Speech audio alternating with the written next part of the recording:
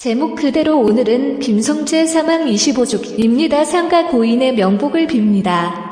결국 그의 첫 솔로 컴백 데뷔 무대는 생전 마지막 무대가 된 것이죠. 지난 1995년 11월 20일 김성재는 서울의 한 호텔에서 숨진 채 발견됐다. 당시 만 23세로 꽃다운 나이였다. 김성재는 사망 당시 28개의 주사바늘 자국이 가슴과 팔에서 발견되었습니다.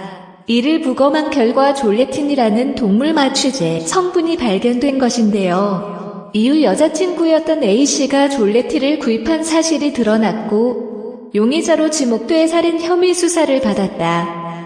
1심 재판부는 A씨에게 무기징역을 선고했으나 2심과 3심에서는 증거 불충분을 이유로 무죄를 선고했다. 최종적으로 여자친구가 마취제를 구매한 것은 맞지만 취사량에 미치지 못하고 여자친구에 의해 투여되었다고 확신할 수 없는 점 등 때문에 법원은 여자친구에게 무죄를 선고했습니다.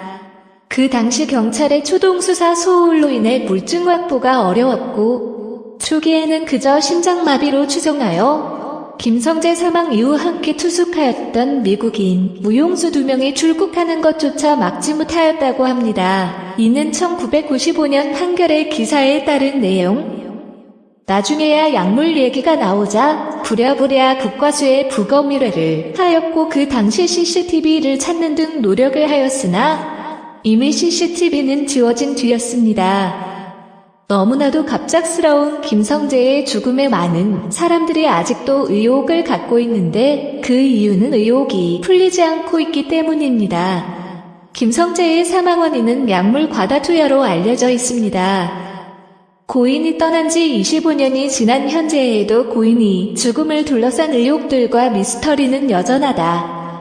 작년 7월에 SBS 그것이 알고 싶다 제작진은 꼭 김성재 사망사건 미스터리 편을 방송을 계획했다. 하지만 용의자로 지목된 바 있는 전 여자친구 김씨가 명예 등 인격권을 보장해달라며 방송금지 가처분 신청을 제기했고 법원이 받아들여 방송은 결국 결방됐다.